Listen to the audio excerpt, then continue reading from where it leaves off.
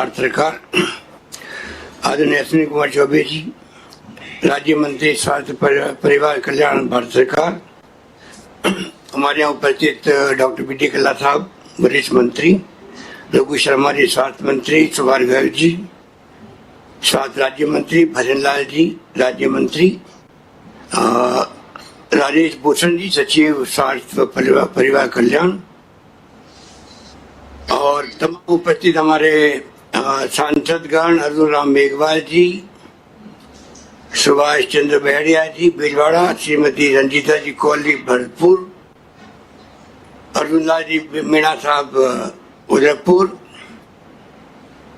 विधायकगण गुलाब चंद कटारिया जी नेता प्रतिपक्ष, गोपी चंद मीणा जी जाजपुर, अमर सिंह जी विधायक बयाना, कैलाश त्रिवेदी जी विधायक सहाड़ा, रामलाल जाट साहब, हमारे मुख्य सचिव राजीव स्वरूप जी, एचईएस फाइनेंस नरेंद्र आर्य जी, principal secretary medical Akhil Arora जी, वैभव गलेरिया जी, शिवांगी स्वर्णकार जी और तमाम उपस्थित अन्य विधायकगण।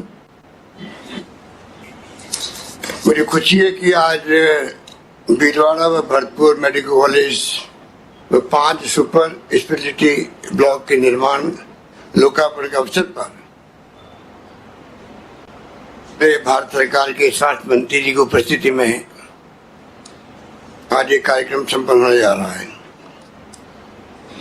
मुझे इस बात का एहसास है कि जो आप ये डॉक्टर हर्षवर्धन जी कह रहे थे कि वाजपेयी जी के वक्त से जो घोषणा हुई थी उसके बाद लगातार सरकार चाहे यूपीए की रही हो चाहे वो एनडीए की आई हो, जो उस वक्त में एम्स के बारे में कहा गया हो, चाहे मेडिकल सर्विसेज के एक्सपेंशन के बारे में कहा गया हो, उसी रूप में मुझे याद है कि उस वक्त सरकार हमारी थी। एम्स भी आया जोधपुर के अंदर, साथ में मेडिकल कॉलेज की घोषणा मैंने की थी 2013 के अंदर 15 जगह राजस्थान के अंदर। इस बात की प्रसन्नता है कि सरकार बदल गई हो चाहे केंद्र में या राज्य में, तब भी इस काम को निरंतर जारी रखा जा रहा है। और वही कारण है कि आज जो हम सपना देख रहे हैं, राजस्थान के हर जिले में 33 जिले हैं, 30 जिले में तो करीब करीब संचलन हो चुकी है मेडिकल कॉलेज, और 3 का जिक्र हमारे स्वास्थ्य मंत्री जी ने किया आपसे। मैं उम्मीद करता हूं कि चाहे राजसमंद हो, चाहे जालोर हो, चाहे प्रतापगढ़ हो, वहां पे भी आप जल्दी स्वीकृत करेंगे। राजसमंद क्योंकि प्राइवेट मेडिकल कॉलेज वहां पर है तो आपके नाम में आती नहीं है। नेता पति पे बैठे हैं कटारिया साहब, और मैं चाहूंगा उनका सहयोग भी मिले क्योंकि वो रहने वाले राजसमंद के ही हैं। तो कम से कम नॉर्म्स को थोड़ा डिबेट भी करना पड़े, तब भी मैं चाहूंगा कि राजसमंद में मेडिकल कॉलेज खुले, भारत सरकार स्वीकृति प्रदान करे।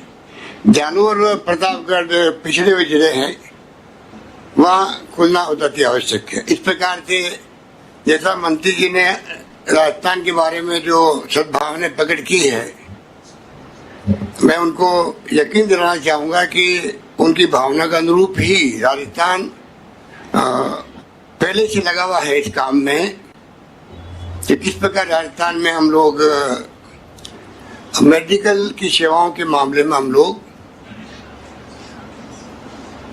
एक उदाहरण पेश करें देश के सामने।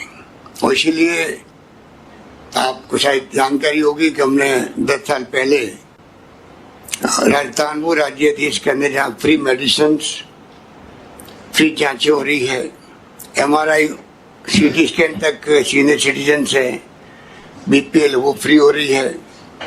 अभी हाल ही में हमने कोरोना आने के पहले निरोगी राजस्थान का अभियान चलाया था, जो भी आप भावना प्रकट कर रहे थे प्रिवेंशन की, उसी के अनुरूप हम लोगों ने कहा कि प्रिवेंशन हो रहा है तो बीमारी आए ही नहीं। वही भावना रख कर के हमने निरोगी राजस्थान को लेकर हम लोगों ने आह्वान किया, प्रोग्राम ने बना लिया स्वास्थ्य मित्र बनाए गए पूरे राजस्थान के अंदर 80,000 करीब, और कोरोना भी आ गया तो हमें वो सेवाएं हमारे काम आ गई कोरोना के अंदर।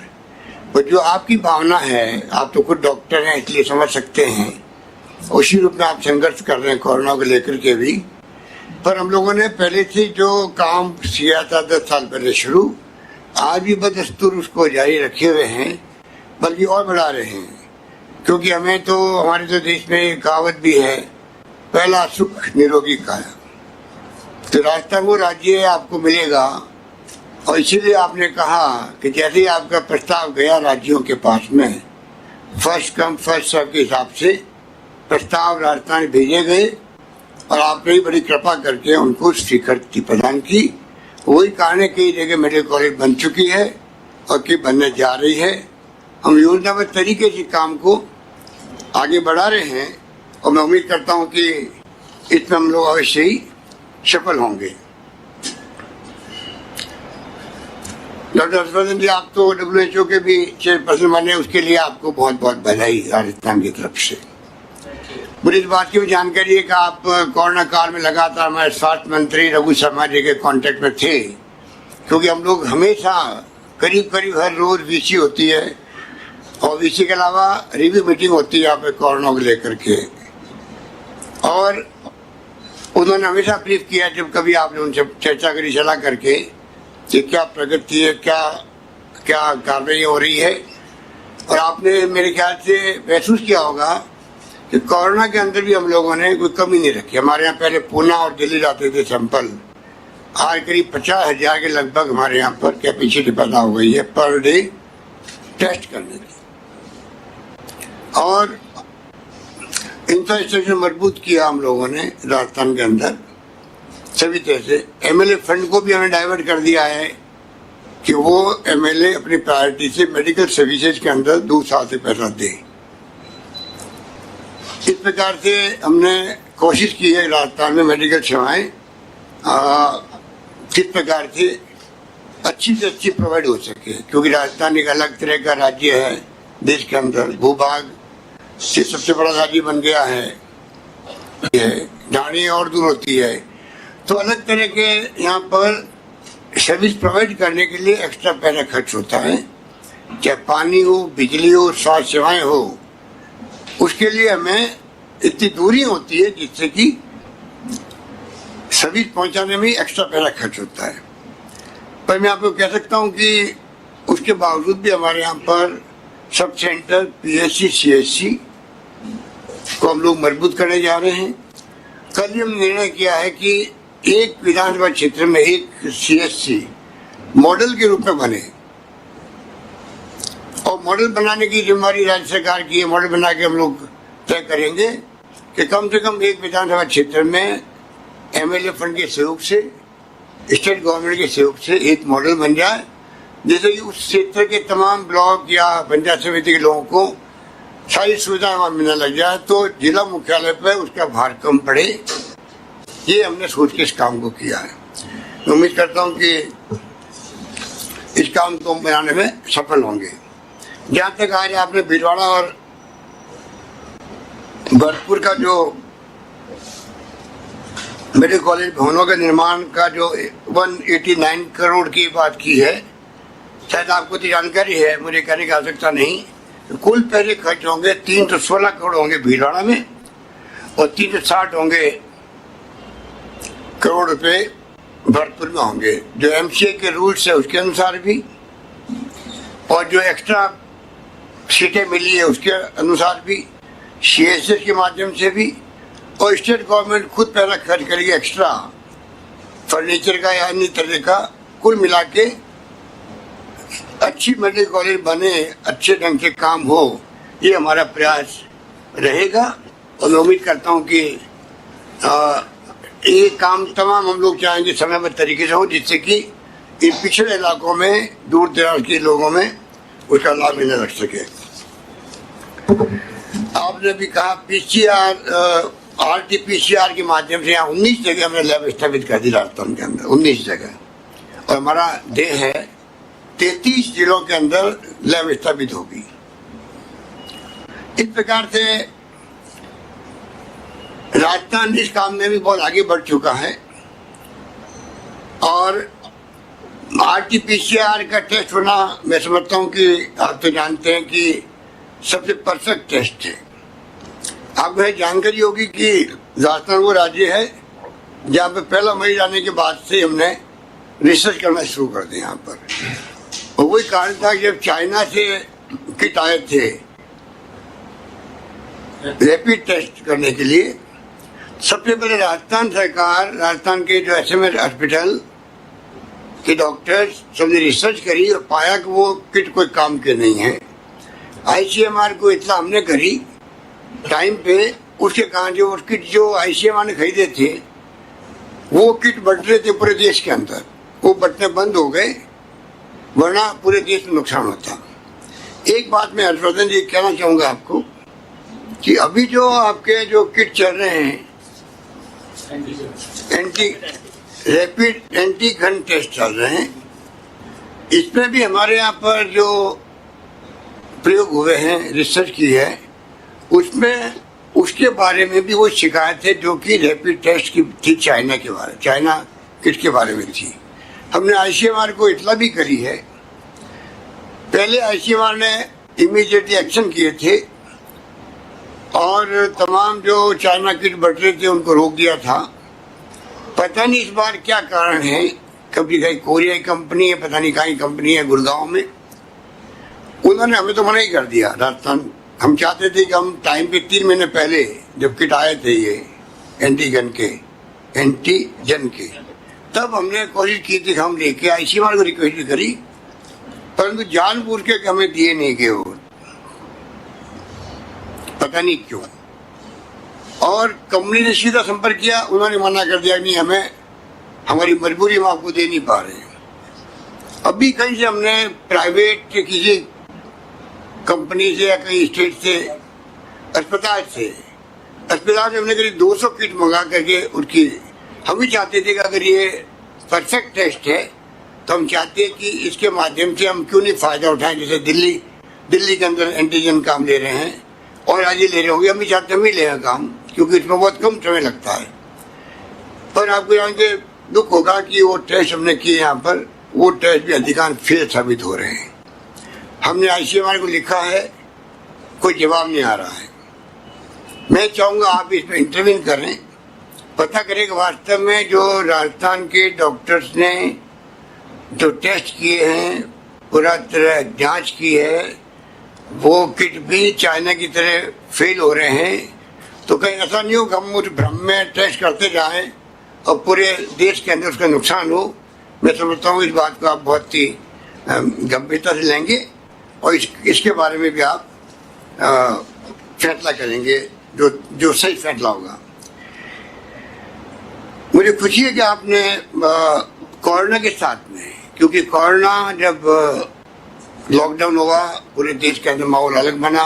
मुझे वो दिन भी याद है जब गुलाम नबी आज़ाद थे स्वास्थ्य मंत्री और स्वाइन फ्लू आ गया था। उस वक्त भी मैं यहाँ मुख्यमंत्री में काम कर रहा था, तब भी पहले ऐसा माहौल बना, पता नहीं कितनी कैजुअलिटी होगी, क्या होगा। उस माहौल में हम लोगों ने उसका मुकाबला किया, पर बाद में जो कल्पना की जा रही थी वैसी स्थिति नहीं बनी, पर हम लोगों ने इंफ्रास्ट्रक्चर बनाना शुरू भी कर दिया था।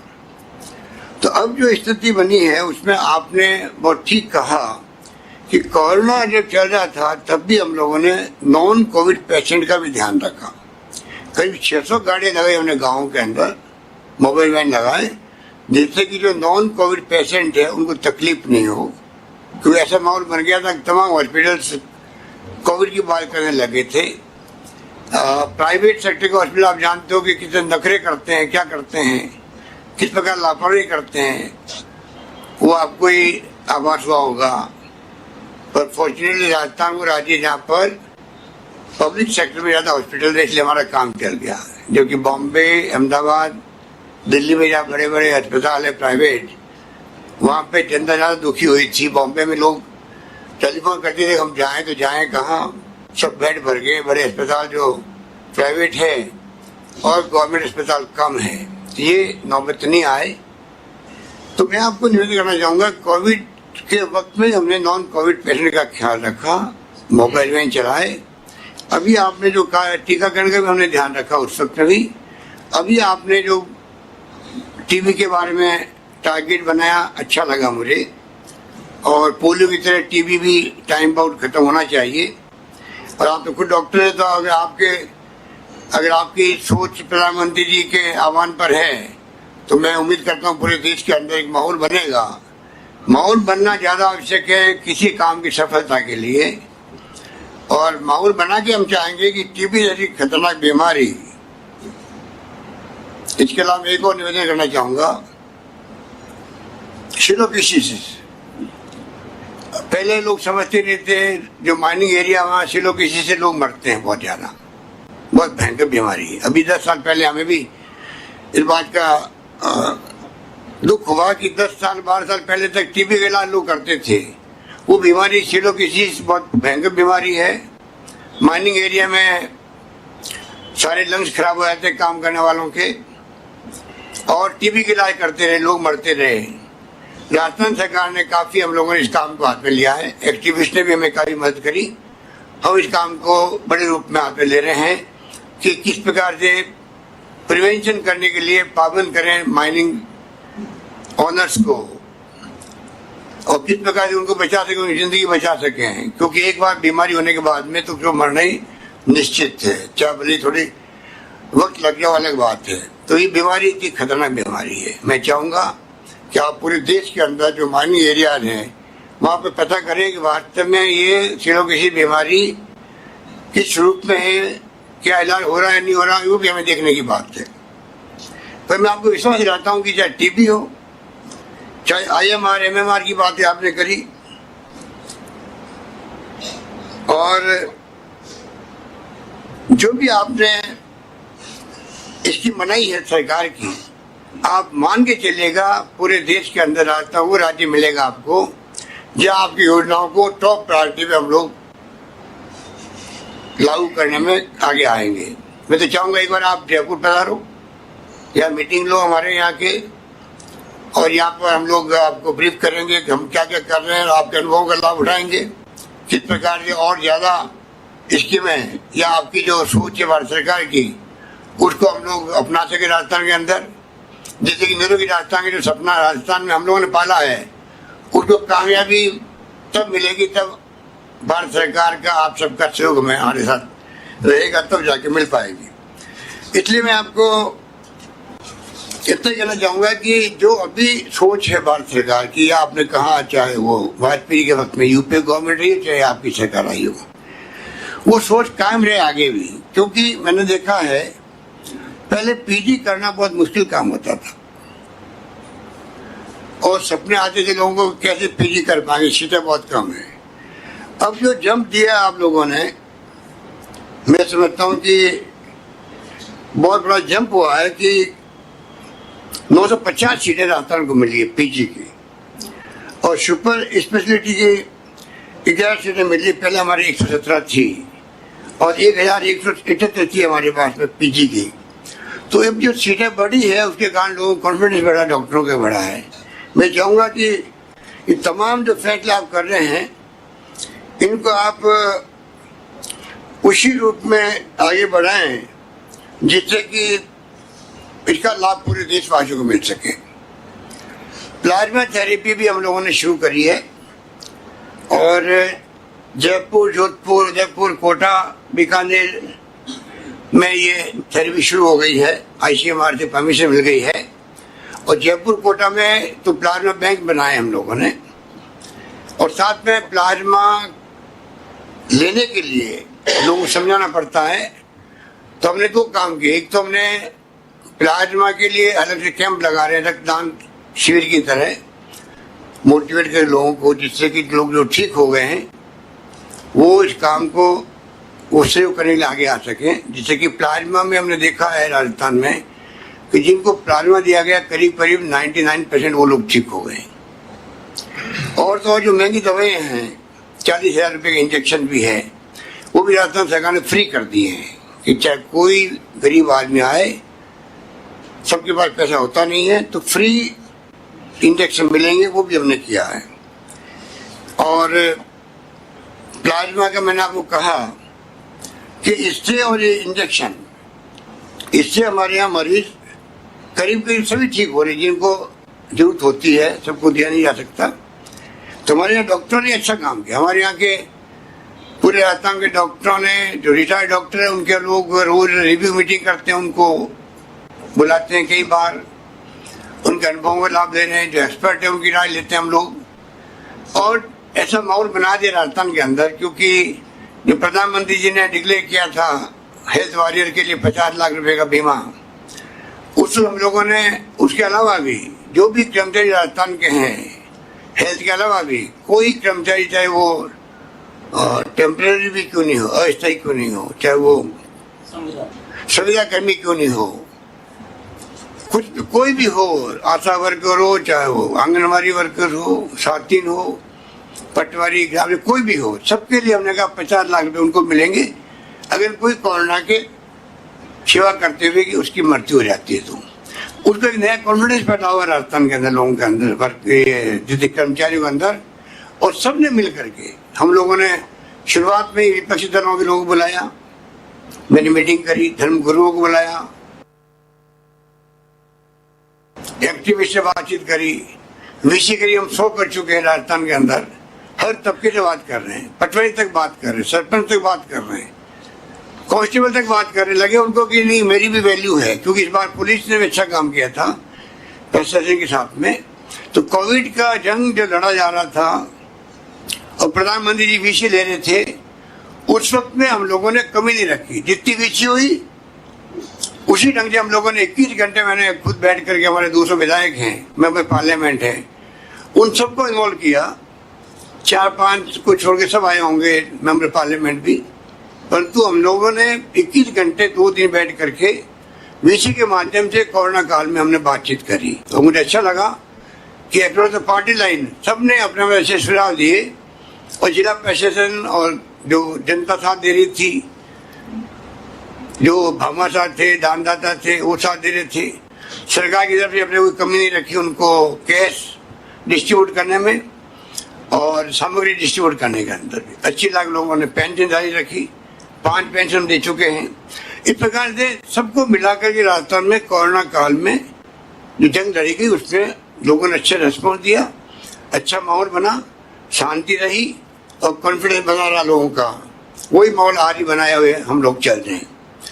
पता नहीं कोरोना का मिजाज क्या चलेगा आगे आने वाले वक्त के अंदर, पर मैं आपको विश्वास दिलाऊंगा कि आप निश्चिंत रहें, सरकार की तरफ से कोई कमी नहीं आएगी। इसीलिए यहाँ मृत्यु दर भी कम है, कभी कभी तो 1% के आसपास पहुंच जाती है, 1.34% अभी मानी गई है, और 1% नीचे लाने का प्रयास करते रहते हैं बार बार।